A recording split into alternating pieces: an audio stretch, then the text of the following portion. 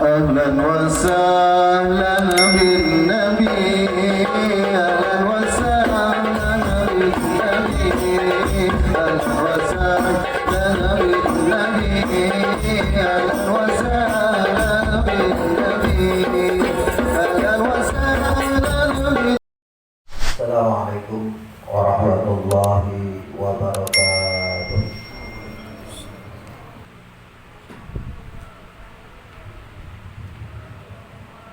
الحمد لله الذي فرض الصيام في شهر رمضان أنزل فيه القرآن هدى للناس وبينات من الهدى والفرقان. أشهد أن لا إله إلا الله وحده لا شريك له وأشهد أن سيدنا ونبينا محمدا عبده ورسوله. اللهم صل وسلم وبارك على سيدنا محمد وعلى آله وأصحابه أجمعين. أما بعد، فيا أيها الحاضرون اتقوا الله حق تقاته ولا تموتن إلا وأنتم مسلمون. فقال الله تعالى في كتابه الكريم: أعوذ بالله من الشيطان الرجيم. بسم الله الرحمن الرحيم. وأقيموا الصلاة وآتوا الزكاة واركعوا مع الراكعين. صدق الله العظيم. Puji dan syukur kepada Allah Subhanahu wa Ta'ala yang selalu dan senantiasa memberikan nikmatnya yang banyak kepada kita sekalian, terutama nikmat iman, Islam serta sehat panjang umur. Alhamdulillah, pada hari Jumat pekan terakhir atau hari terakhir di bulan suci Ramadan 1444 Hijriah ini, kita dapat hadir melangkahkan dua kaki kita, mengayunkan dua tangan kita duduk simpul di masjid yang mulia dalam rangka menunaikan salah satu kewajiban yang diwajibkan oleh Allah, yaitu melaksanakan sholat Jumat secara berjamaah dan melaksanakan puasa Ramadan 1444 Hijriah.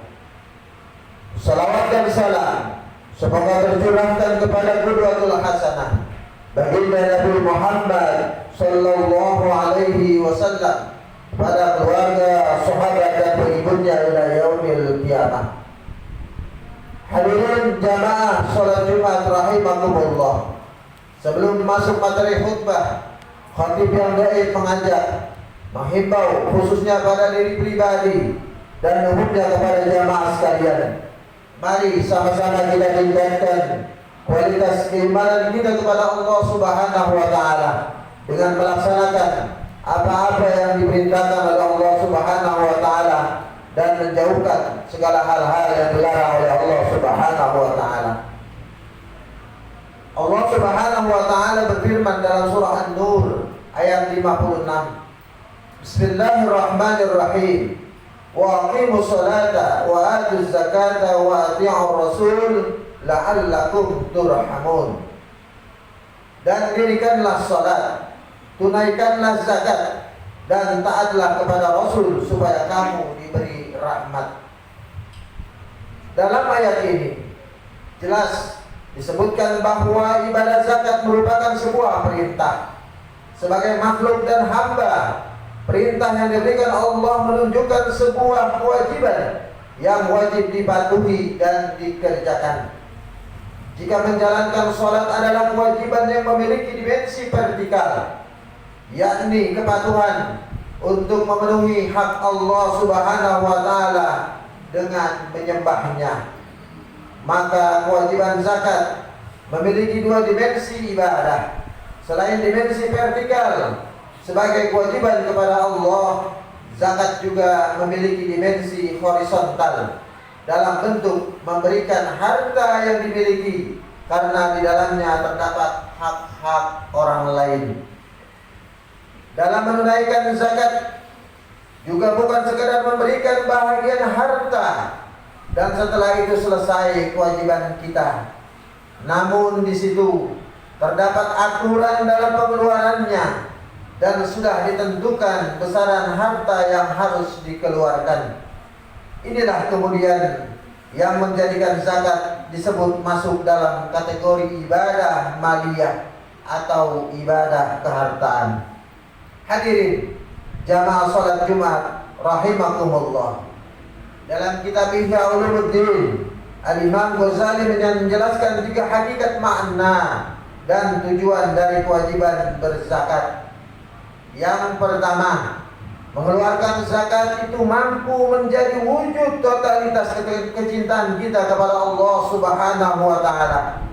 Totalitas dalam mencintai akan munculnya komitmen kuat untuk tidak menduakan yang dicintai.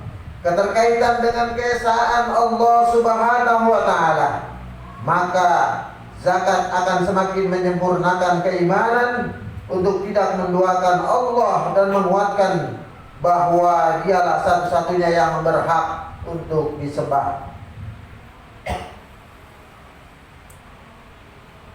Firman Allah Subhanahu wa taala dalam surah Al-Ikhlas, Bismillahirrahmanirrahim. Qul huwallahu ahad, Allahus samad, lam yalid wa lam yulad wa lam yakul lahu kufuwan ahad. Katakanlah hai Muhammad, dialah Allah yang Maha Esa. Allah tempat meminta segala sesuatu. Allah tidak pernah diperanakan, tidak beranak dan juga tidak pernah diperanakan, dan tidak ada sesuatu yang setara dengan Dia. Al-Imam Ghazali menyebutkan bahwa semakin tinggi derajat manusia di sisi Allah, maka akan semakin besar rasa cinta kepada Allah. Ketika cinta sudah kuat, maka ia akan rela untuk memberikan apa yang dicintainya untuk jalan menuju Allah Subhanahu wa taala, termasuk harta yang merupakan materi paling digandrungi dan dicintai oleh manusia ketika hidup di dunia ini. Sehingga esensi dari zakat adalah melepaskan hal yang dicintai untuk mengukuhkan ketauhidan kepada Allah Subhanahu wa taala. Hadirin jamaah Jumat rahimakumullah. Hakikat zakat yang kedua menurut Imam Al-Ghazali adalah sebagai ikhtiar untuk membersihkan diri dari berbagai sifat negatif, khususnya sifat kikir atau pelit. Sifat buruk ini bisa diobati dengan membiasakan diri membantu orang lain dengan harta yang kita miliki, khususnya melalui zakat. Imam Ghazali pun menarasikan dengan kalimat, kecintaan terhadap sesuatu hanya bisa diobati dengan cara memaksa untuk berpisah darinya sampai dengan menjadi sebuah kebiasaan. Kita juga sebenarnya tak perlu khawatir jika ketika memberikan harta kepada orang lain, kemudian harta kita akan berkurang. Pada hakikatnya, orang yang memberikan hartanya untuk hal-hal yang diperintahkan oleh Allah dan akan dilipat gandakan lebih dari yang diberikan. Allah Subhanahu wa taala menegaskan, Bismillahirrahmanirrahim. Masalul ladzina yunfikuna amwalahum fi sabilillah kamathali habbatin ambatat sab'a sanabila fi kulli sunbulatin mi'atu habbah wallahu yudha'ifu liman yasha wallahu wasi'un 'alim. Perumpamaan orang yang menginfakkan hartanya di jalan Allah seperti sebutir biji yang menumbuhkan 7 tangkai. Pada setiap tangkai ada 100 biji. Allah melipat gandakan bagi siapa yang Dia kehendaki, dan Allah Maha Luas, Maha Mengetahui. Yang ketiga, zakat yang kita keluarkan pada hakikatnya adalah sebagai wujud syukur atas nikmat dari Allah Subhanahu wa taala. Perlu kita sadari bahwa Allah telah memberikan kita nikmat anggota badan yang harus kita syukuri dengan wujud ibadah badaniyah, seperti sholat dan ibadah sejenisnya. Selain itu juga Allah telah memberikan nikmat memiliki harta benda yang cara mensyukuri ini adalah dengan ibadah maliyah, yakni dengan mengeluarkan zakat, infak dan sedekah. Ma'asyiral hadirin jamaah salat Jumat rahimakumullah. Dari tiga hakikat berzakat ini, kita berharap bisa lebih meresapi ibadah zakat yang kita tunaikan, sehingga manisnya ibadah yang dilakukan akan lebih terasa lagi. Ketika nikmat ibadah bisa dirasakan, maka otomatis akan semakin menambah rasa kerinduan untuk melakukannya. Ibadah dan aktivitas apapun yang dilakukan bukan atas dasar keterpaksaan, pasti akan maksimal hasilnya. Sebaliknya, ibadah atau pekerjaan yang dilakukan atas dasar keterpaksaan dan sebatas menggugurkan kewajiban saja, maka akan jauh dari hasil yang diharapkan. Semoga kita bisa menjadi insan yang ikhlas dalam menjalankan perintah-perintah Allah dan masuk ke dalam golongan orang-orang yang dicintainya. Amin, amin, ya rabbal alamin. A'udzu billahi minasyaitonir rajim. Bismillahirrahmanirrahim. Wal 'asri innal insana lafi khusrin illa alladzina amanu wa 'amilus solihati wa tawassaw bil haqq wa tawassaw bis sabr. Barakallahu li wa lakum bil Qur'anil 'azim. ونفعني وإياكم بما فيه من الآيات وذكر الحكيم وتقبل الله مني ومنكم تلاوته إنه هو السميع العليم فاستغفروه إنه غفور رحيم. اللهم صل على سيدنا محمد وعلى آل سيدنا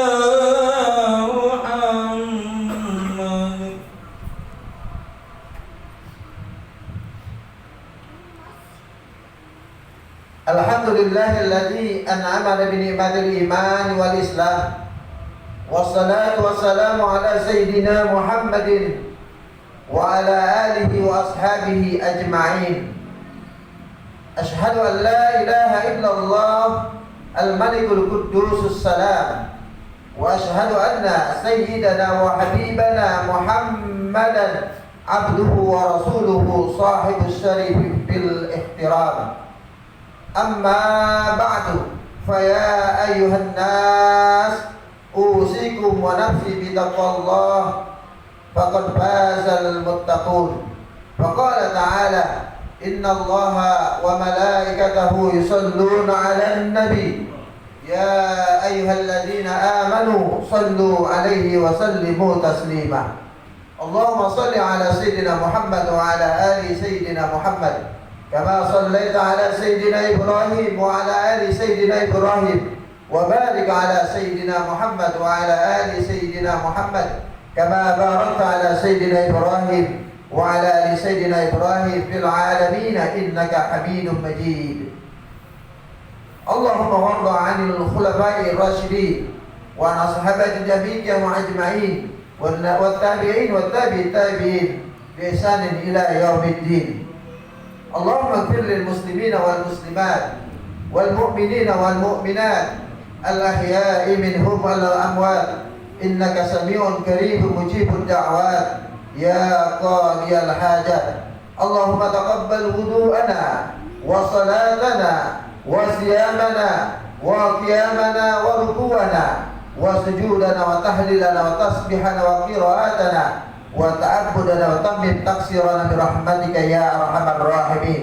ربنا آتنا في الدنيا حسنة وفي الآخرة حسنة وقنا عذاب النار. عباد الله، إن الله يأمر بالعدل والإحسان وإيتاء ذي القربى وينهى والفحشاء عن المنكر يعظكم لعلكم تذكرون. فاذكروا الله العظيم يذكركم واشكروه على نعمه يزدكم ولذكر الله أكبر والله يعلم ما تصنعون. أقيم الصلاة. الله أكبر الله